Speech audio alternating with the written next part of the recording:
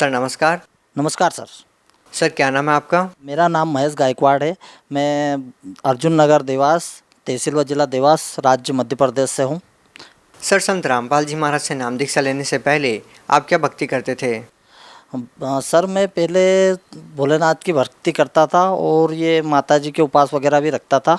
9 दिन तक मैं पूरे मतलब कोल्डे उपास जिसको बोलते हैं ग्रामीण भाषा में, उपास करता था। खाता पीता कुछ भी नहीं था, सिर्फ साबूदाने की खिचड़ी वगैरह खाता था। सर जो हिंदू धर्म में चली आ रही प्रचलित पूजाएं आप कर रहे थे, तो सर उसके बाद आपको संत रामपाल जी महाराज के शरण में जाने की क्या ज़रूरत पड़ी, जब आप सभी प्रकार की पूजाएं पहले कर ही रहे थे?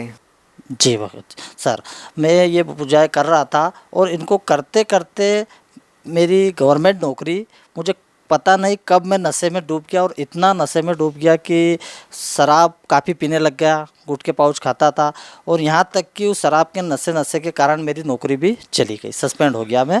तो भगत जी सदगुरु रामपाल जी महाराज की शरण में आने का मैंने कभी सोचा नहीं था, मैं तो जानता भी नहीं था। मेरे छोटे भाई सुरेश गायकवाड़ जी उनकी शरण में थे और उन्होंने मुझे बोला और बताया कि आपको मेरे साथ चलना है ना, बताया नहीं कि कहाँ चलना, मुझे ले गए, वो ट्रेन में बिठाया, ट्रेन में बिठा के ले गए। तो वहाँ पे पहली बार गया था सर मैं, बरवाला हिसार हरियाणा में सतलोक आश्रम में। वहाँ पे मेरा गुटखा जो है वो तंबाकू का गुटखा खाता था, वो बाहर रखवा दिया और अंदर ले गए। अंदर मुझे खाना, पहले मैं भगत जी खाना एक सवा रोटी खा सकता था, लेकिन वहाँ भगत जी मैंने वहाँ पे अच्छे से भरपेट भोजन किया, स्नान किया। स्नान करने के बाद 4 घंटे में लाइन में लगा रहा। लाइन में लगने के बाद फिर परमात्मा सदगुरु रामपाल जी महाराज जी के वहाँ पे दर्शन हुए और मुझे फिर नामदान वहाँ पे दिलवाया गया।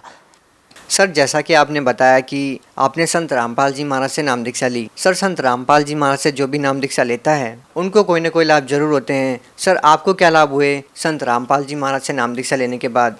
जी सर, मुझे सर्वप्रथम सबसे बड़ा लाभ तो ये हुआ कि मेरी जो शराब है वो शराब छोड़ने के लिए मेरे घर वाले मुझे हज़ारों जगह ले गए होंगे और कई जगह तो मैं भी छोड़ने की का प्रयत्न करता था, लेकिन मैं छोड़ नहीं पाया और यहाँ तक कि मैंने कई बार उसमें आत्महत्या करने की भी कोशिश की। हाँ, इसी नशे की आदत के कारण मेरी सरकारी नौकरी छूट गई थी। और फिर जब मैंने परमात्मा सदगुरु रामपाल जी महाराज के नाम लिए, तो नाम लेने के बाद वहाँ से आने के बाद मेरी सबसे पहले तो मुझे नशे की जो आदत थी वो पूर्ण रूप से छूट गई। उसके बाद परमात्मा सदगुरु रामपाल जी महाराज के ही कारण मेरी आज नौकरी भी वापस मुझे वही सरकारी नौकरी मिल गई। और लाभ ये हुआ कि मैं काफ़ी समय बाद एक दिन रोड पे चलते चलते मेरा इतना खतरनाक एक्सीडेंट हुआ था कि बाइक मेरी कम से कम 7 फीट की दूरी पे गिरी थी और मैं उधर साइड में गिरा था, लेकिन परमात्मा की कृपा से, सदगुरु रामपाल जी महाराज की कृपा से मैं बिल्कुल बच गया वहाँ पर, मुझे कुछ भी नहीं हुआ। और कोई लाभ? और ये लाभ एक हुआ कि मैं एक दोस्त के साथ में ऐसे, उसकी लाइट फिटिंग का काम था, वो इलेक्ट्रिशियन का, तो उसके साथ गया था। उसने मुझे एक खंभे पर चढ़ा दिया, बोला ये तार खोलना है। मैं तार खोलने गया, मुझे पता नहीं था कि वहाँ करंट है। तो वहाँ पे जब मैंने उस तार को हाथ लगाया तो मुझे वहाँ से नीचे फेंक दिया और परमात्मा सदगुरु रामपाल जी महाराज की कृपा रही कि मैं वहाँ से, मुझे कुछ भी नहीं हुआ और बिल्कुल सही सही ठीक ठाक हूँ। और मेरे पिताजी जो, जिनको 20 साल से लकवा था, वो उनको भी ड्रिंक की आदत थी, लेकिन मैं जब सतगुरु जी के सत्संग सुनता था तो सत्संग सुनते सुनते वो भी सुनने लगे और उन्होंने भी सतगुरु जी के नाम ले लिए, तो उनकी भी ड्रिंक नशा करने की आदत ख़त्म हो गई। और आज वो, उनको जो 20 साल पहले से एक श्वास की समस्या थी, वो परमात्मा सतगुरु जी के कारण बिल्कुल ठीक हुई। और काफ़ी तो यूँ लाभ तो मिलते ही रहते हैं।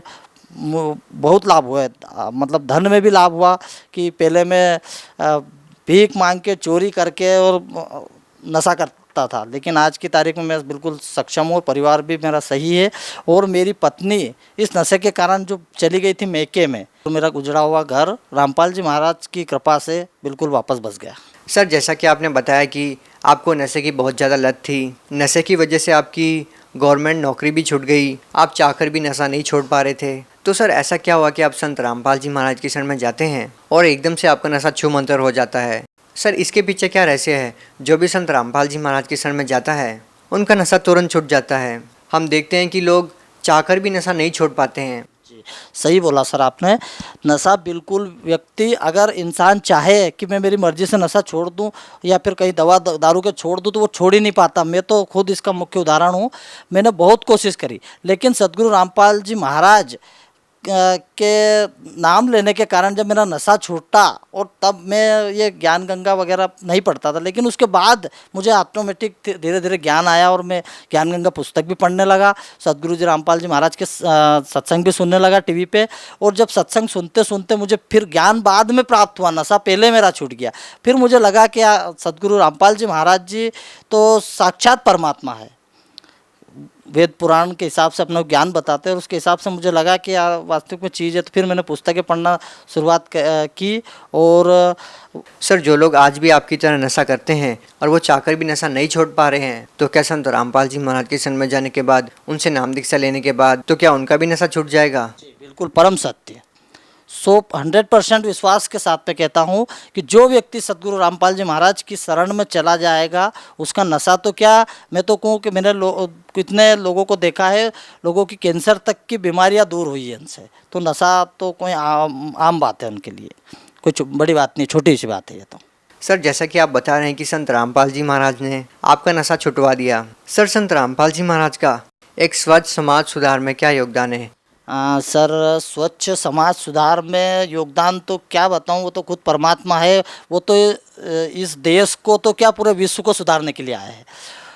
दहेज प्रथा बंद करना मुख्य उद्देश्य, भ्रष्टाचार मुक्त। पहले मैं नौकरी सरकारी नौकरी थी लेकिन पंचायत की थी तो रुपया पैसा भी लोगों से लेता था, लेकिन संत रामपाल जी महाराज की शरण में आने के बाद आज मैं ना तो किसी से, कोई भी गरीब हो या अमीर, किसी से भी 1 रुपया हराम समझता हूँ लेना, किसी से 1 रुपया नहीं लेता हूँ रिश्वत के तौर पर। भ्रष्टाचार बंद कर, मतलब अगर सद्गुरु रामपाल जी महाराज की शरण में जो व्यक्ति आया वो भ्रष्टाचार नहीं करता, दहेज लेना देना उनका नहीं, उनके उसमें है ही नहीं, नियम में ही नहीं है। उनकी बहुत सारी जो ये प्रचलित है अंधविश्वास जो प्रचलित चल रही है, ये सभी बंद करना उनका उद्देश्य। और अच्छा लगा, मतलब उनके शरण में अगर जो जाता है तो समझो वो तो सुधरेगा ही सही, और कम से कम 10 व्यक्तियों को सुधारने की कोशिश बिल्कुल करता। सर, जिस संत रामपाल जी महाराज के बारे में आप बात कर रहे हैं कि वो परमात्मा है, सर उनके ऊपर बहुत सारे आरोप लगते हैं और आज वो जेल में हैं। सर, आप इसके बारे में क्या कहना चाहेंगे? सद्गुरु रामपाल जी महाराज के ऊपर कोई जो आरोप लगे हैं वो निराधार है। और सद्गुरु रामपाल जी महाराज जी जेल में गए हैं तो ये कोई भी आरोप उनके ऊपर ना तो सरकार या न्यायालय आज तक सिद्ध नहीं कर पाया है। और अगर सिद्ध करके बता दे तो सद्गुरु रामपाल जी महाराज के जो लाखों अनुयायी है, हजारों अनुयायी है, वो भी उनके साथ जेल में जाने को तैयार है। सर, आप भगत समाज को क्या संदेश देना चाहते हैं? भगत समाज को एक ही संदेश देना चाहता हूँ कि जिस तरह से मेरा जो नशे की आदत थी वो उससे मुक्ति मुझे मिली, और लोगों को भी यही संदेश देना चाहता हूँ कि वो आए सद्गुरु रामपाल जी महाराज की शरण में, नाम दीक्षा ले और उनका कल्याण करवाए और आगे सतलोक में जाने का मार्ग प्रशस्त करें। जी, बहुत बहुत धन्यवाद आपका। सच्चा है।